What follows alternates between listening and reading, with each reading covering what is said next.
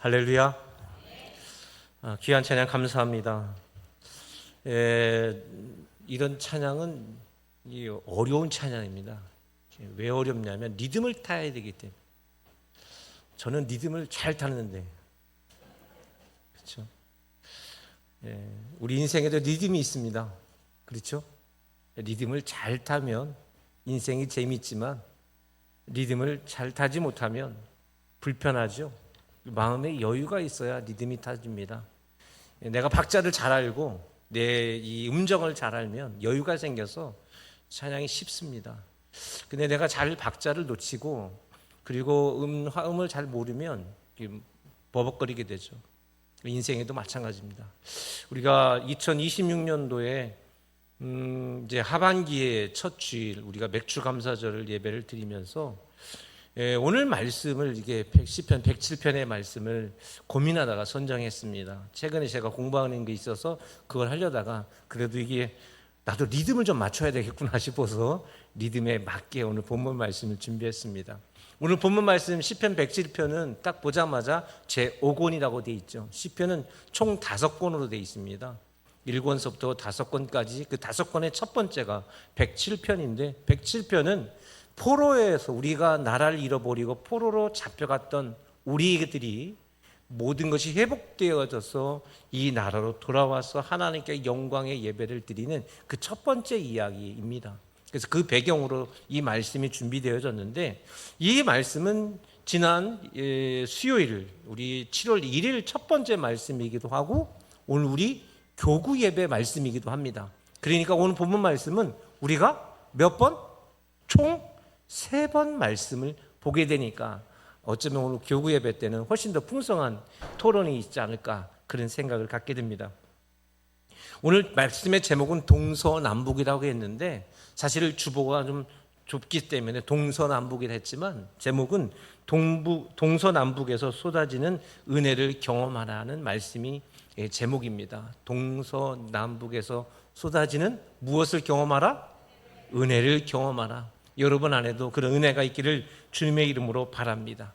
그 은혜를 감사하면서 이들이 가장 첫 번째로 찬양과 영광을 돌린 것은 이스라엘 백성들은 늘 하나님께로 늘 이렇게 찬양과 영광을 돌리죠. 1절 말씀 보면 어떻게 돼 있을까요? 1절 말씀 이건 우리가 다 외울 수 있죠. 시작. 여호와께 감사하라. 그는 선하시며 그 인자하심이 영원함이로다. 아멘. 이건 누구에게만? 하나님을 찬양할 때만 쓰는 거예요. 아무 곳에서 쓰지 않습니다. 오직 하나님을 찬양하는 것. 여호와께 감사하라. 그는 선하시며 그 인자하심이 영원함이로다. 할렐루야. 그 은혜가 어디로부터? 동서남북으로부터 내게 임할 것이다 라고 이 이야기를 하고 있습니다. 사실 이 동서남북이라는 말이 3절에 나와 있는데 이 말은 사실 그들에게는 고통의 메시지예요. 슬픔의 이야기예요.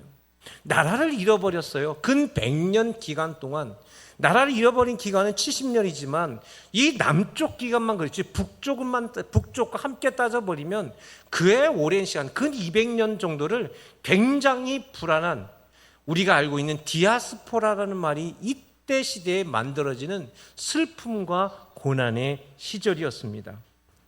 그 백성들이 사방에서 몰려오는데 어떻게 몰려온다는 것은 뭐예요? 사방으로 흩어졌다는 얘기죠. 디아스포라.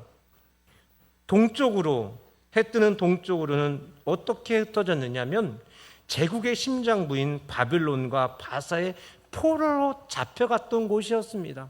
동쪽은 뭐예요?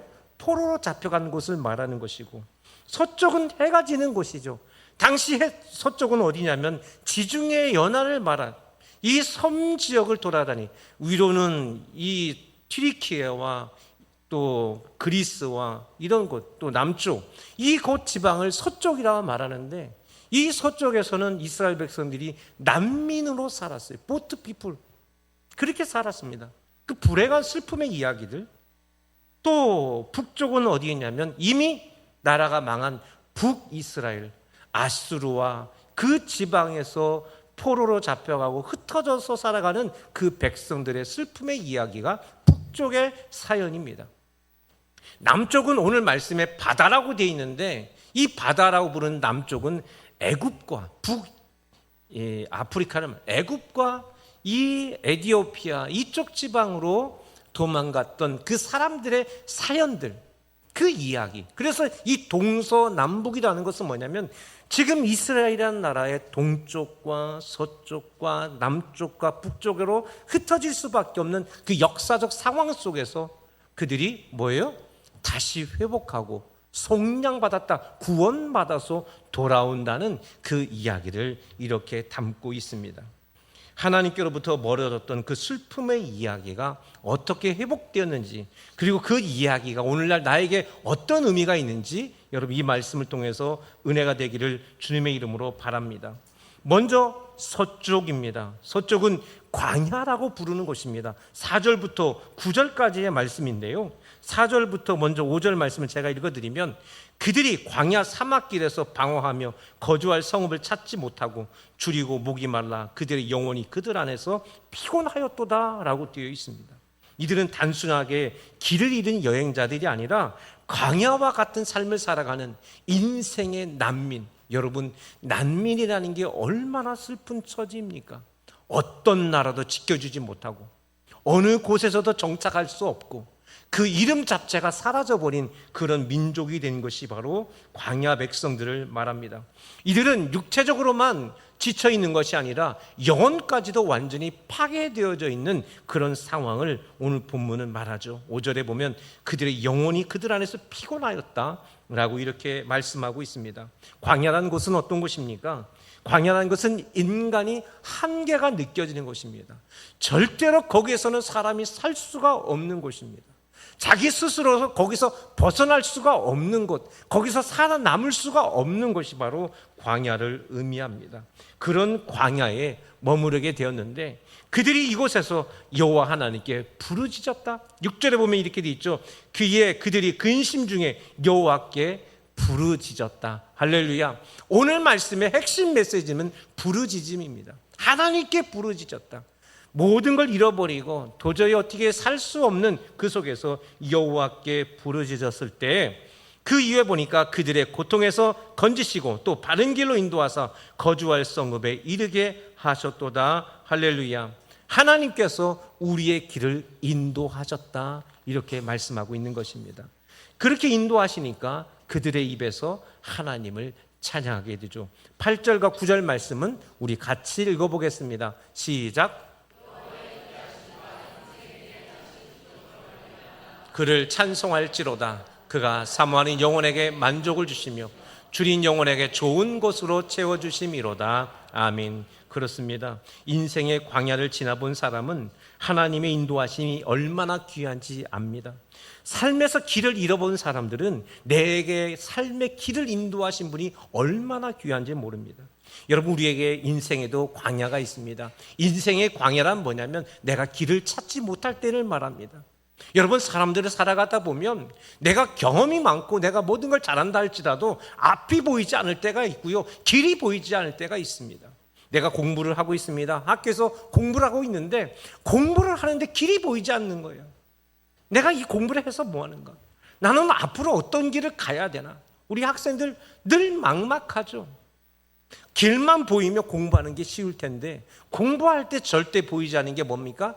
길이 안 보인다는 사실입니다.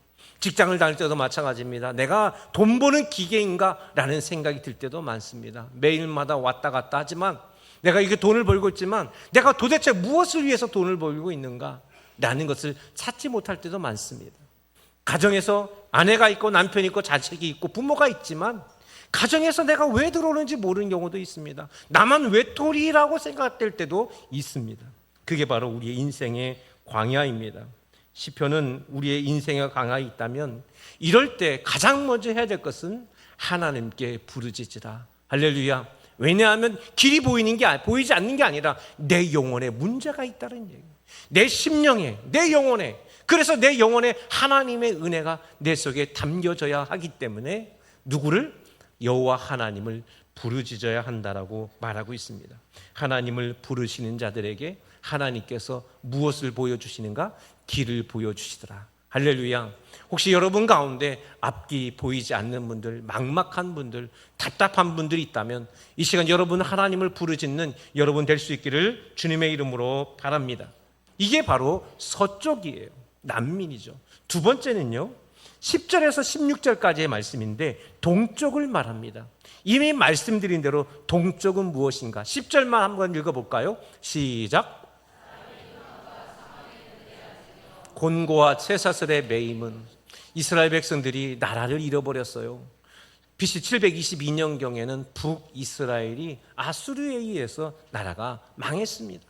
BC 586년도에는 바벨론에 의해서 남유다까지 망하게 됐습니다.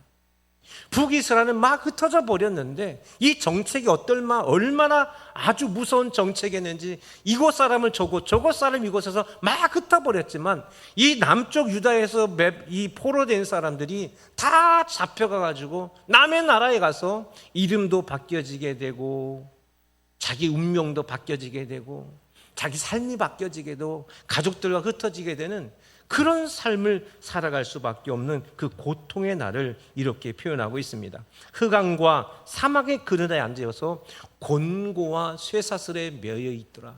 인생이 쇠사슬에 매여 있는 거예요. 여기서 말하는 흑암과 사망의 그늘은 단순한 어둠이 아니라 절망과 두려움. 그런데 이것이 왜 그러느냐? 이 절망, 우리 인생의 영혼에서 절망하고 사망의 그늘 속에 살아가는 것은 오직 딱 한 가지 이유, 그 안에 뭐가 있느냐? 죄가 있기 때문이더라는 거예요. 뭐가 있더라? 여러분 그렇습니다. 죄가 있으면 늘 사망의 그림자 속에 살아가는 거예요. 내가 하나님 앞에 죄를 짓는 것뿐만 아니라 내가 삶 속에서 죄를 져도 마찬가지고 내가 누군가한테 잘못해도 마찬가지입니다. 두렵습니다.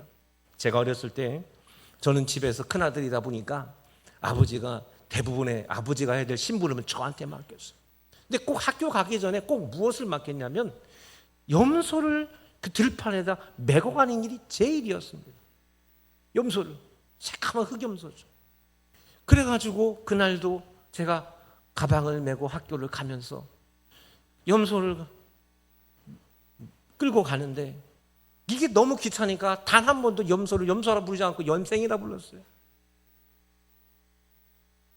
그게 염생이가 아니라 화가 나서 매일마다 끌고 나가야 되니까. 그래 끌고 나가가지고 들판에다가 딱 묶고 가야 되는데 그날따라 친구들이 빨리 가자고 하는 바람에 대충 묶고 나갔습니다. 갔다 왔더니 난리가 났어요. 들깨잎을 다 뜯어먹은 거예요. 남의. 제가 어떻게 했을까요? 잘못했습니다. 목사님이니까. 앞으로 목사님 되실 분이니까. 목사님이 되실 분인데 죄송합니다. 잘못했습니다. 그 주인 아직도 그 주인한테 찾아가지 않았습니다. 무서워서 집에 숨었습니다. 덜덜덜 떨렸습니다.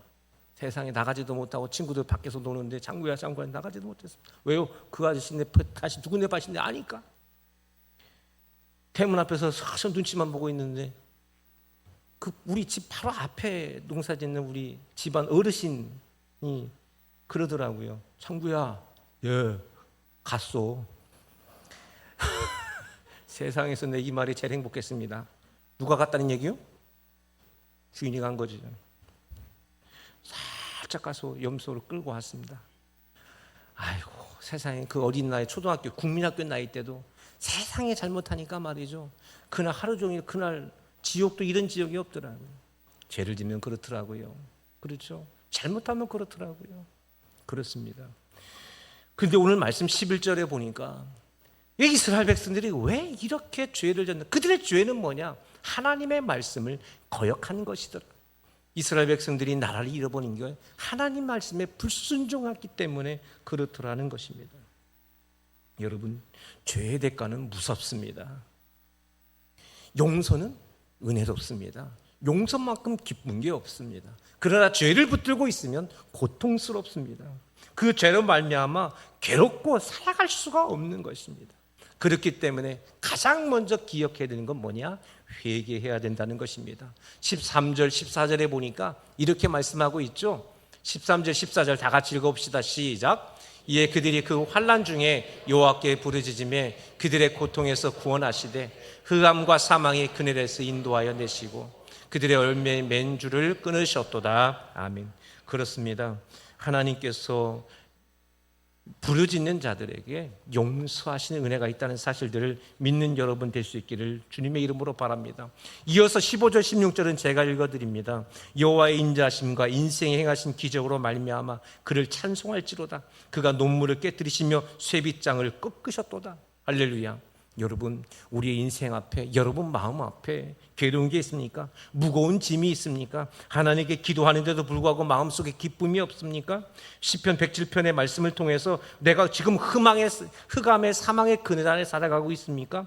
만약에 그렇다면 내 안에 그것 때문에 내가 지금 고독하고 내가 무기력해지고 내가 움직일 수 없다고 한다면 사실 하나님과 나 사이에 죄가 있는 거예요. 하나님께 기도해야 됩니다. 하나님, 저에게 회개의 영을 내려 주옵소서. 할렐루야. 회개의 영을 내려 주옵소서. 회개의 영을 내려주지 않는 이상 내가 무엇을 잘못했는지 몰라요. 인간은 근본적으로 교만합니다. 근본적으로 교만해요. 우리는 어떠한 잘못을 해도 판사가 너는 이것이 잘못됐다고 말하는 것 때문에 인정할 뿐이지 내 마음속에는 늘 뭐가 있습니까? 나는 아무 잘못 없어. 모든 사람들이 그렇습니다. 나는 아무 잘못 없어. 무엇 때문이야? 그렇기 때문에 우리에게는 뭐가 필요하냐면 회개의 영이 필요합니다. 하나님께서 회개의 영을 내려주지 않는다면 내 마음속에 내가 잘못이 근본적으로 우리는 보이지 않습니다. 그러니까 무거운 거예요. 하루가 즐겁지 못한 거예요. 내가 열심히 살아가 보려고 하지만 뭐예요? 늘 마음속에 사망의 그림자가 가득하 있는 것은 근본적으로 내가 회개하지 않은 것들이 있기 때문입니다. 할렐루야. 우리는요, 나도 모르는 사이에 하나님과 나 사이에 죄가 있어요. 기도해야 됩니다. 회개의 영을 내려주옵소서. 내게 회개의 영을 내려주옵소서. 회개의 영을 내려주셔서 내 마음속이 영이 하나님의 영으로 충만해져서 내 안에 참된 기쁨을 누릴 수 있는 은혜를 내게 허락하여 주옵소서. 이런 은혜가 여러분 가운데 있기를 주님의 이름으로 바랍니다. 세 번째는 북쪽이에요. 17절 말씀서부터 북쪽에 대한 이야기를 합니다. 이들은 질병에 걸렸다라고 17절에 말하죠. 미련한 자들은 그들의 죄악의 길을 따르고 그들의 악을 범하기 때문에 고난을 받아 그들은 그들의 모든 음식물을 싫어하게 되어 사망의 문에 이르렀도다. 질병에 관한 이야기입니다. 그들은 먹을 것들이 없습니다. 죄악에 빠져서, 죄악의 길에 빠져서 어떻게 되느냐? 질병에 걸리게 되었다. 그 질병이 얼마나 심각해졌는지 모든 음식물을 싫어하게 되고 사망의 문에 이르게 됐다라고 말합니다. 살고 싶은 의지도 없고 먹고 싶은 욕구도 없고 다 사라진 채 죽음만 기다리는 무기력한 상태죠. 무기력한 상태. 먹어도 먹을 맛이 나지도 않고 남들은 다 즐거운데 나는 즐겁지가 않습니다. 생명의 불꽃이 꺼져가는 느낌이 들 때가 있습니다. 밥 먹기가 싫은 거예요. 밥 먹기 싫은 19절 말씀해 보니까 이렇게 돼 있어요. 이에 그들이 시작. 이에 그들이 그들의 고통 때문에 여호와께 부르짖음에 그가 그들의 고통에서 그들을 구원하셨다. 여러분, 몸에 아픈 게 있습니까?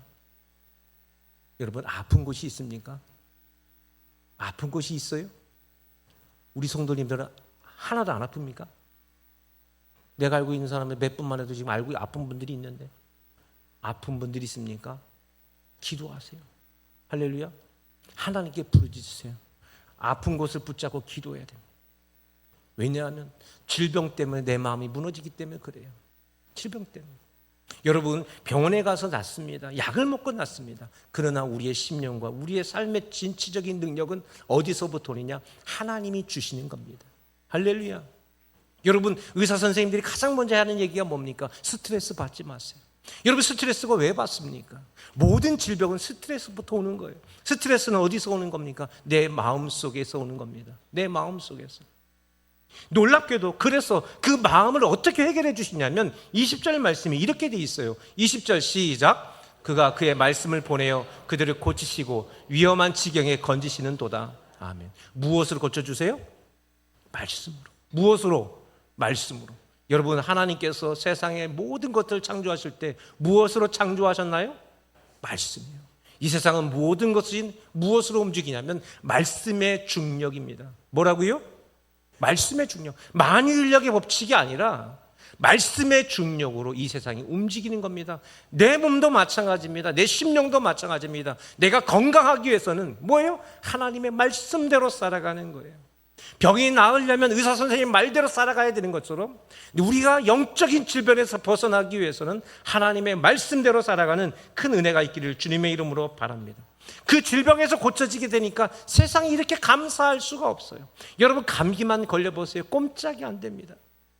저는 최근에 이가 안 좋아서 치료받고 있습니다. 세상에 아픈 게 조금만 아파도 잠을 잘 수가 없습니다. 그렇지 않습니까? 모든 것들이 마찬가지. 근데 이런 건 아무것도 아니에요. 몸의 속 안에 있는 무서운 질병이 생기면 좌절에 빠지게 되고 어떻게 살아남을까? 내가 어떻게 될까? 이 걱정 속에 살아갈 수가 없습니다. 하나님의 말씀을 붙드시는 여러분 될 수 있기를 바랍니다. 그래서 이들이 어떻게 찬양하는가? 21절, 22절 말씀을 같이 읽어봅니다. 시작. 인생에 행하신 기적으로 말미암아 그를 찬송할지로다. 감사제를 드리며 노래하여 그가 행하신 일을 선포할지어다. 아멘. 그렇습니다. 병마에 싸본 사람들은 치유하신 하나님의 손길이 얼마나 감격스러운지 압니다. 죽음의 문턱에서 가본 사람들은 생명의 주관자가 누구인지를 아는 것입니다. 우리가 몸이 약해 병에 걸렸든지 우리의 죄 때문에 생긴 병이든지 오늘 이 모든 것들을 주님께 부르짖으라. 할렐루야. 무엇으로 부르짖어야 되나요? 말씀으로 부르짖어야 합니다. 무엇으로 부르짖어야 된다? 말씀으로. 말씀대로 살아가는 사람, 말씀대로 살아가는 사람, 말씀이 내게 주시는 대로 그 뜻대로 살아가는 사람, 하나님의 말씀이 나에게 어떤 말씀인지 그 말씀대로 살아가는 사람들, 그 사람들에게 축복이 있다는 사실, 이렇게 말씀하고 계십니다. 마지막 네 번째는 풍랑이 잦아드는 은혜입니다. 23절과 32절의 말씀인데 남쪽이에요. 23절만 읽어볼까요? 23절 시작. 배들을 바다에 띄우며 큰 물에서 일하는 자는, 여러분, 지금 우리가 서쪽을 보았고요, 동쪽을 보았고 북쪽을 보았어요. 북쪽 사람들은 병들었어요. 하나님 말씀대로 안 살았어요. 그래서 이 나라 사람 저 나라 사람들 그냥 같이 결혼해서 이것도 좋고 저것도 좋고 이렇게 살았습니다. 병들은 백성들, 북쪽 사람들이 이렇게 말합니다. 근데 남쪽 사람들은 뭐냐면 가장 부유했던 사람, 그 어려움을 알고 빨리 피했던 사람들이에요. 야, 우리가 이렇게 어려움이 오겠구나, 빨리 피하자. 어디로 피합니까?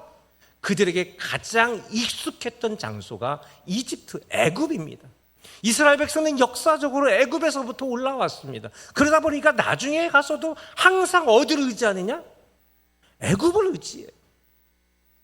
발 빠르게 돈 있는 사람들, 또 정세를 아는 사람들이 발 빠르게 움직인 거예요. 발 빠르게 움직였어요.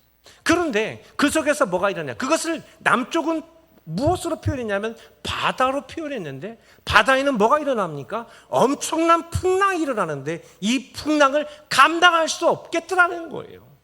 그 이야기가 남쪽에 대한 이야기예요. 사람들이 어려움이 있을 때 나는 돈이 있으니까 괜찮아요. 바로 이 얘기예요. 나는 돈이 있으니까. 이 돈으로 피하는 거예요. 물질 가운데 피하는 겁니다. 돈을 많이 벌어놓고 돈만 가지고 있으면 내가 이 문제를 잘 해결하고, 돈만 붙들고 있으면 나는 노년에 아무런 문제가 없을 것이고 자녀들 가르치는 것도 문제가 없을 것이고 삶에 문제가 없을 거라고 생각하는 사람들을 바로 남쪽에 대한 이야기예요. 원래 우리들에 대한 이야기예요. 그런데 엄청난 파도가 일어나, 큰 물이 일어납니다. 그러니까 이걸 감당할 수 있어요? 없어요? 없습니다. 없어요. 여러분, 요새 제가 가장 놀라운 것 중에 하나가 우리나라 환율이 너무나 높은 거예요. 1,500대예요. 제가요, 필리핀 선교지에 떠날 때만 해도 우리나라 환율이 8천 얼마였어요. 8만 얼마였습니다. 예. 그래가지고 이 100달러당 8만 얼마한테 바꿔서 떠났습니다. IMF가 돼가지고 제가 돌아올 때 여비를 준비해 놨는데 달러를 받고 보니까 엄청나게 많이 돌려주는 거예요. 왜 이렇게 돈을 많이 주지? 환율이 막 1,700, 1,800대로 막 올라가 버린 거예요. 지금 우리도 그렇게 올라가 버렸어요. 세계에서 불어오는 엄청난 파도를 우리 생각대로 다 논리적으로 다 파악할 수 있는 게 아닙니다. 이게 우리가 이렇게 하려고 이렇게 되는 게 아닙니다. 여러분, 돈만 있으면 될 것 같으죠? 여러분, 돈은 어쩔 때 숫자에 불과할 때도 많습니다. 이 거대한 파도를 막아내질 못한 거예요. 이 사람들이 거기에 가면 잘 살 수 있을 거라 생각했는데, 이집트 사람들이 보통 사람들입니까? 에티오피아 사람들이 보통 사람들입니까? 자기들이 거기가 잘 살 줄 알았죠. 우리가 때때로 어려울 때 미국으로 도망가고 어디로 도망가면 잘 살 수 있을 것 같죠. 가보세요. 얼마나 힘든가. 그곳에 엄청난 파도를 내가 이겨낼 수 있습니까? 못하더라는 얘기입니다. 바로 그 이야기예요. 29절과 30절에 보면 광풍을 고요하게 하사 물결도 잔잔하게 하시는도다. 그들이 평온함으로 말미암아 기뻐하는 중에 여호와께서 그들이 바라는 항구로 인도하시는도다. 누가 인도하십니까? 하나님께서. 돈이 나를 평화롭게 하지 못한다는 이야기를 이렇게 하고 있는 줄로 믿습니다. 풍랑 속에서 안전하게 우리를 인도하시는 분은 여호와 하나님이시다. 그래서 이들은 이렇게 찬양을 하죠. 31절, 32절 다 같이 시작.